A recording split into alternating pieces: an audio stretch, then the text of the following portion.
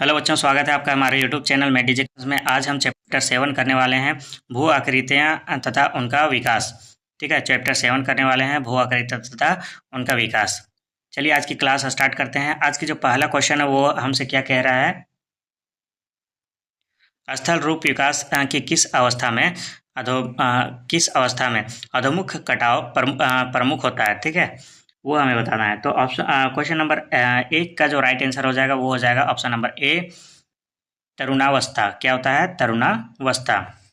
Question number 2 की ओर बढ़ते हैं। देखो इसके पहले जितने भी चैप्टर हैं उनके लिंक आपको नीचे डिस्क्रिप्शन में मिल जाएगा। साथ में अगर आपको हमारे वीडियो पसंद आ रहे हैं या फिर आगे आपको और भी चैप्टर की आपको चाहिए, जानकारी चाहिए, उनकी एमसीक्यू क्वेश्चन या फिर लॉन्ग क्वेश्चन चाहिए तो आप नीचे कमेंट कर सकते हैं। साथ में जितने भी वीवीआई क्वेश्चन है वो सारे मैं मेंशन करते जा रहा हूँ। और इससे पहले हिस्ट्री के जो क्लासेस थे वो भी मैं करवा दिया हूँ, तो उनके भी अगर आपको वीडियो चाहिए तो नीचे कमेंट करें, मैं उनके लिंक प्रोवाइड कर दूंगा।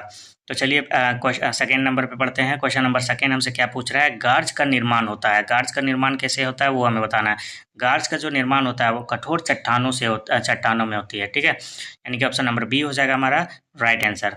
क्वेश्चन नंबर 3, देखो क्वेश्चन नंबर 3 हमसे क्या पूछ रहा है, एक गहरी घाटी जिसकी विशेषता सीढ़ी नुमा खड़े ढाल होते हैं, किस नाम से जानी जाती है वो हमें बताना है। ठीक है, तो किस नाम से जानी जाती है? केनियन नाम से जानी जाती है, यानी कि ऑप्शन नंबर डी हो जाएगा हमारा राइट आंसर। किस नाम से जानी जाती है? केनियन।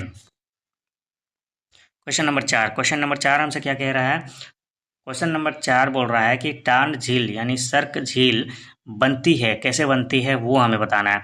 तो वो बनती है हिमनद के अपर्दन द्वारा। ठीक है, ऑप्शन नंबर सी हो जाएगा इसका राइट आंसर, हिमनद के अपर्दन द्वारा। क्वेश्चन नंबर 5, देखो क्वेश्चन नंबर 5 जो हमसे कह रहा है वो कह रहा है निम्न में से किन प्रदेशों में रासायनिक अपक्षय की प्रक्रिया यांत्रिक अपक्षय प्रक्रिया की अपेक्षा अधिक शक्तिशाली होती है।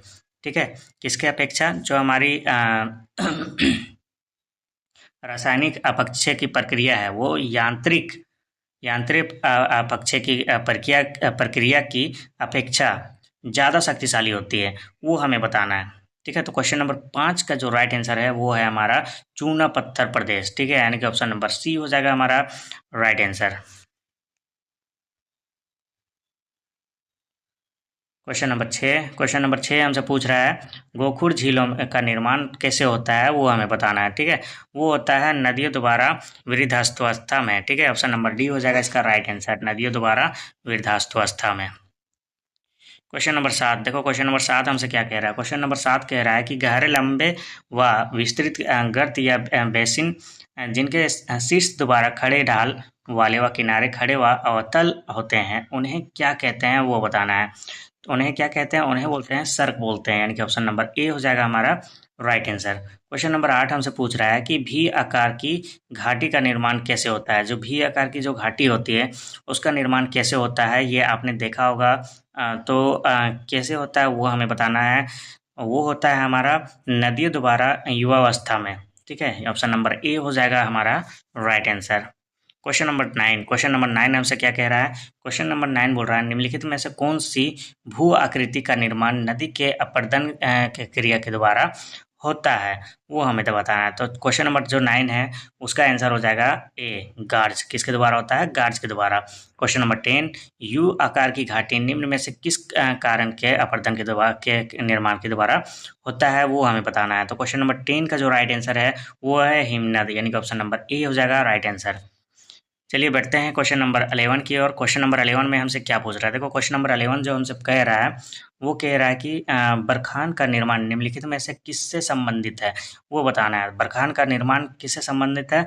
वो संबंधित है हवा से, यानी कि पवन से। ठीक है, ऑप्शन नंबर डी हो जाएगा राइट आंसर। क्वेश्चन नंबर 12, गुफाओं की रचना किस क्रिया द्वारा होता है। गुफाओं की रचना जो होती है वो होती है हमारा किस क्रिया द्वारा?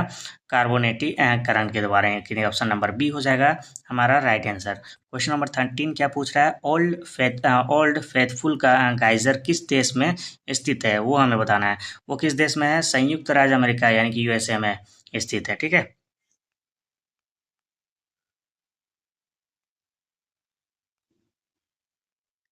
क्वेश्चन नंबर 14 हमसे क्या पूछ रहा है, 18 हिमनद द्वारा निर्मित मिट्टी कौन सी है वो हमें बताना है, ठीक है। वो मिट्टी कौन सी है, वो है हिमोड़, यानी कि ऑप्शन नंबर ए हो जाएगा हमारा राइट आंसर।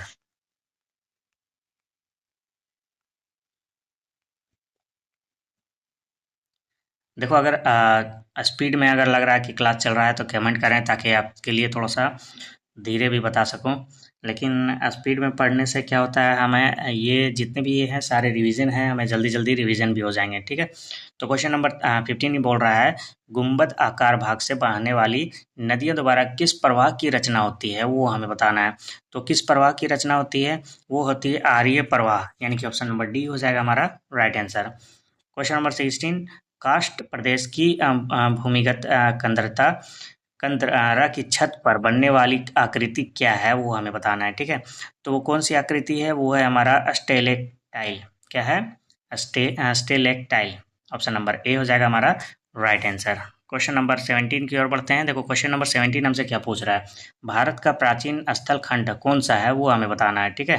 तो वो कौन सा है, वो है हमारा प्रायद्वीपीय पठार, यानी कि ऑप्शन नंबर बी हो जाएगा हमारा राइट आंसर, प्रायद्वीपीय पठार। क्वेश्चन नंबर 18 हमसे क्या पूछ रहा है, देखो क्वेश्चन नंबर 18 जो हमसे कह रहा है, वो भूमिगत जल के अपर्दन से कौन सी आकृति बनती है, वो बताना है। भूमिगत जल के अपर्दन से कौन सी आकृति बनती है, वो हमें बताना है। तो वो कौन सी आकृति बनती है, कोलम आकृति, यानी कि ऑप्शन नंबर डी हो जाएगा राइट आंसर। क्वेश्चन नंबर 19, निम्नलिखित में से कौन सी स्थलाकृति नदी द्वारा निर्मित है, वो बताना है हमें, ठीक है। तो वो हो जाएगा हमारा question number sorry option number C हो जाएगा राइट आंसर, गोखुर झील। क्या हो जाएगा, गोखुर झील। आज का जो आखिरी क्वेश्चन है वो है हमारा क्वेश्चन नंबर 20। क्वेश्चन नंबर 20 में हमसे क्या पूछ रहा है, हिमानी अपर्दन से निर्मित आकृति है, हिमानी अपर्दन से निर्मित आकृति कौन सी है, वो बताना है। नूनाटक, यानी कि ऑप्शन नंबर ए हो जाएगा हमारा राइट आंसर। कौन सी आकृति है, नूनाटक। चलिए मिलते हैं नेक्स्ट वीडियो में, थैंक्स फॉर वॉचिंग।